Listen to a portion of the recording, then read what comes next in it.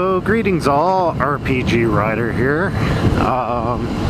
Almost over my cold, so if you hear lots of clearing throat and stuff, uber apologies once again. So I guess this might be a bit random. I guess I'm going to talk about toys. So I would consider myself a toy collector to some degree because I like them. So I guess I'll talk about what I collect. Now, well, I'll talk about my most recent purchase, which is the Hegemon Megatron. It's the G1 Megatron, and it's the one I think most closely represents the original Megatron from the original 80s cartoon. Now, that said, it has a bit of an odd feature. So the toy is wonderful. It looks like Megatron. The size is a bit big compared to the other classics line I've got. Not the original 80s classics, but the reproductions or whatever. Sorry guys, still have a cold. And it has an odd feature, and the odd feature is behind its head,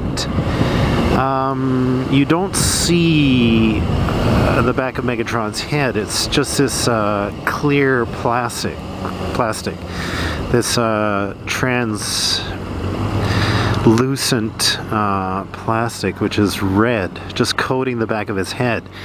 And what that's designed for, of course, you probably guessed it, is just to allow light to shine through, and the effect is that it lights up his eyes. But this translucent plastic is also behind his legs and just in odd places at some of the joints. But it doesn't detract from the toy at all. I don't think so. It actually is beautiful. At first I wasn't much for it, and I was like, yeah, well, I'll just have to pose him against a wall so no one can see this weird feature. But yesterday when I got him and opened up the packet and posed him, I put him next to the window, and the effect was absolutely amazing. It did look like electronic eyes lighting up. It was absolutely beautiful. So yeah, so the Hegemon Megatron. I was actually also an incredible Hulk fan. The comic books growing up.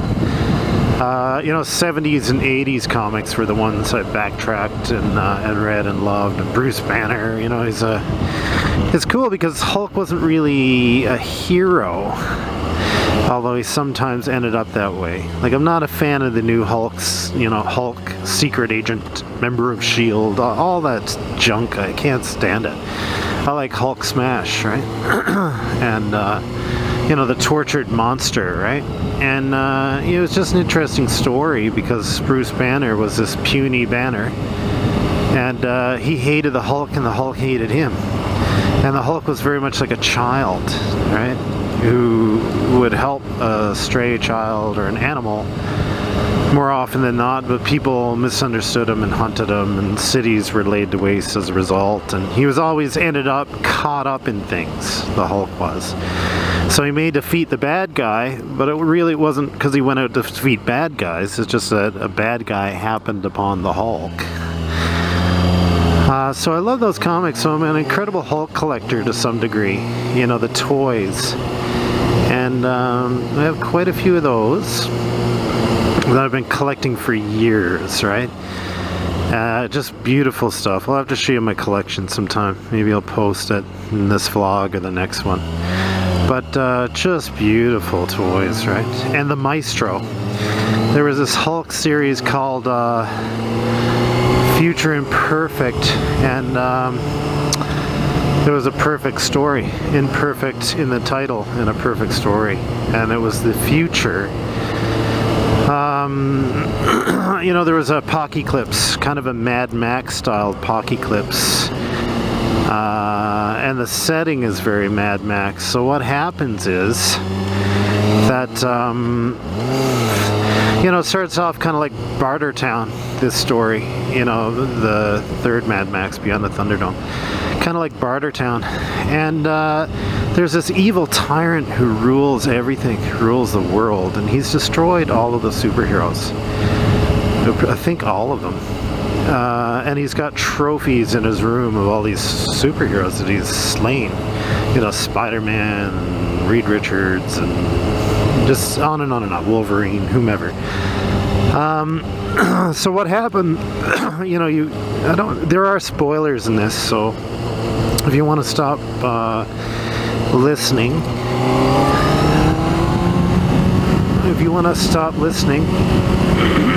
and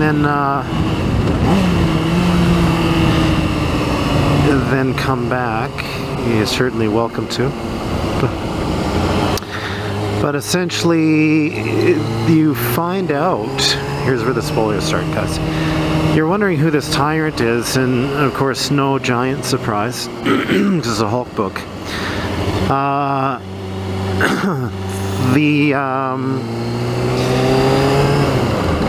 The villain, the tyrant, is the Hulk, right? So what happened when the nuclear war happened, the Pockeyclips, it affected everyone, obviously negatively, but it strengthened the Hulk and drove him kind of mad. As in, you know, just it increased his intelligence. His intelligence was actually quite high, but it turned him into a super villain. He had these, you know, this long hair. I have to change the music. I'm trying to concentrate and have trouble again. Change it to Robotech. So anyway, it increased his strength and his evil, I guess. But he became this wonderful tyrant, right? Named himself the Maestro. And, you know, he sat on this throne with this harem chained to him and stuff. It was amazing. He was so... a villain that was just so awful, you know. And so what they do, what the... you know, there's a band of freedom fighters or whatever, and I think they find, you know, Dr. Doom's time travel device, Reed Richards, whatever it was. They locate it, restart it, and they go back into the past to find the Hulk. The Bruce Banner brain Hulk, right? Smart Hulk. And of course, Smart Hulk has to come back to fight himself. But Maestro's very smart as well, right? And so he knows almost every move that Banner Hulk's going to do.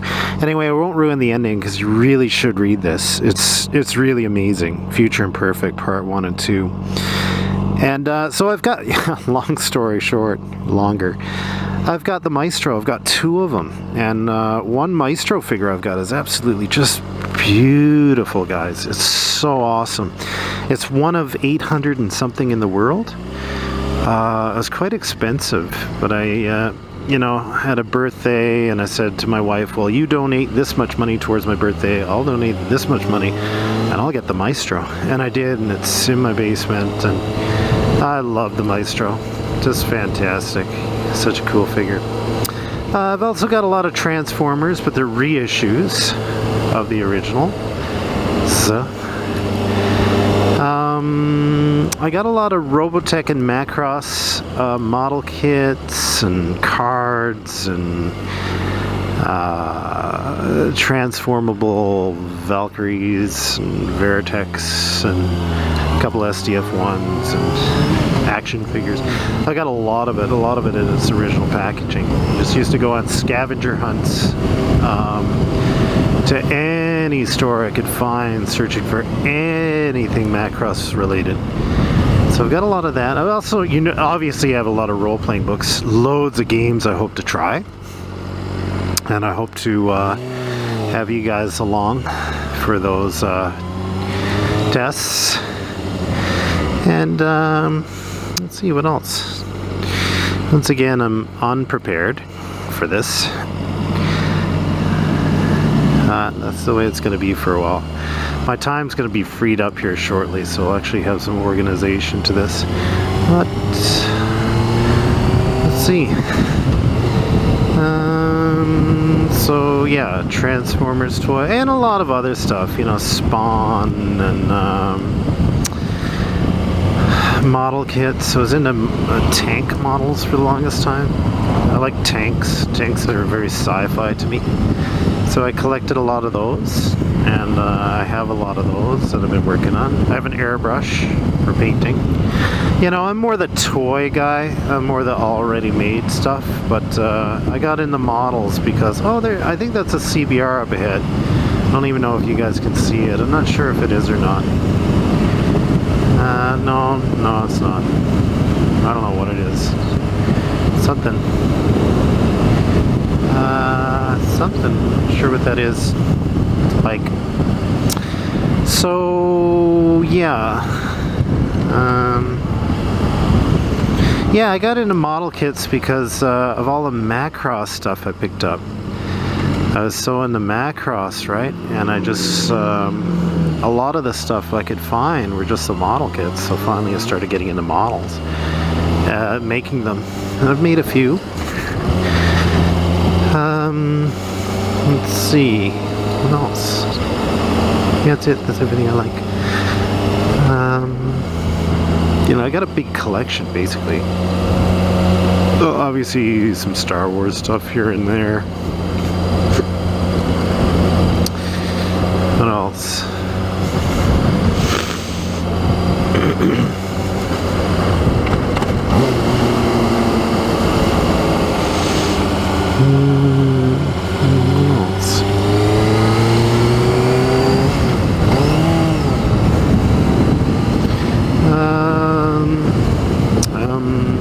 Probably made a list, but it just everything, you know, dragons and D&D miniatures, a lot of random miscellaneous fantasy stuff, right?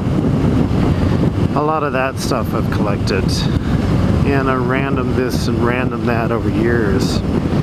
So, and I never throw the stuff away, right? So I might pack it away, but periodically I'll take it out, right? But this, and yeah, there's another cool thing that Todd McFarlane came out with. You know, a lot of obviously came out with a lot of cool stuff. But these Nitro Riders that are kind of cool. You know, I think you probably guessed that I like sport bikes by now. So he has these Nitro Riders, which are these cybernetic alien monster-y things. But they're all riding these obvious high-powered sport bikes that are just crazy sci-fi warped versions of sport bikes. I love those too. Let's take another look at the bike. Oh, there's me in the reflection. You probably can't see that. There you go. Nitro Rider. I look like a space rider myself. So yeah, there's a lot of that stuff. Nitro Rider.